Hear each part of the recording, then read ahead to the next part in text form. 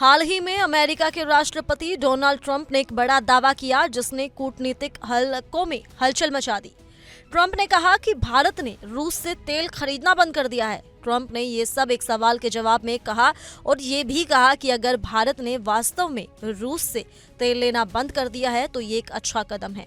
लेकिन इस बयान के तुरंत बाद भारत की तरफ से इस दावे को सिरे से खारिज कर दिया गया। सरकारी सूत्रों ने साफ शब्दों में कहा कि ये दावा भ्रामक और गलत है। भारत अब भी रूस से तेल खरीद रहा है और इसकी नीति पूरी तरह राष्ट्रीय हितों पर आधारित है। भारत की ऊर्जा नीति पूरी तरह व्यावसायिक और रणनीतिक आधार पर बनाई जाती है। भारत दुनिया का तीसरा सबसे बड़ा ऊर्जा उपभोक्ता है और अपनी 85% कच्चे तेल की जरूरतें आयात के जरिए पूरी करता है। ऐसे में भारत ने हमेशा वैश्विक बाजार की स्थिति, तेल की गुणवत्ता, कीमत, लॉजिस्टिक सुविधा और अपनी जरूरतों को ध्यान में रखते हुए निर्णय लिए हैं।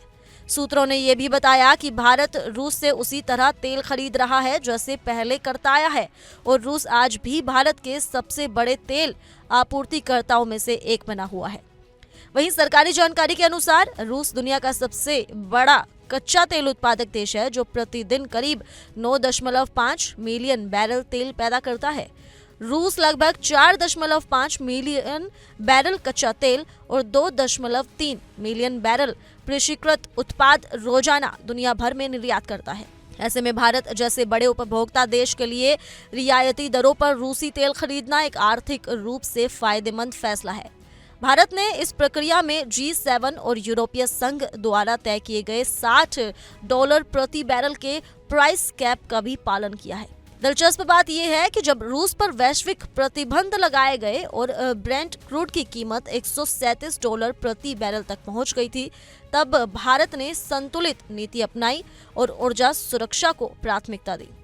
सरकारी सूत्रों के अनुसार अगर भारत ने रूसी तेल नहीं खरीदा होता तो ओपेक प्लस देशों द्वारा उत्पादन में की गई कटौती के कारण वैश्विक तेल कीमतें और बढ़ जाती, जिससे पूरी दुनिया में महंगाई की मार और गहरी होती। वहीं यूरोपीय देशों का रवैया इस मुद्दे पर दोहरा रहा।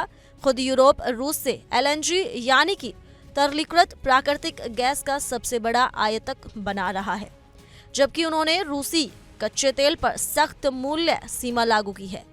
रिपोर्ट के अनुसार रूस से निर्यात की गई कुल LNG का 51% हिस्सा अकेले यूरोप ने खरीदा, जबकि चीन और जापान दूसरे और तीसरे स्थान पर रहे।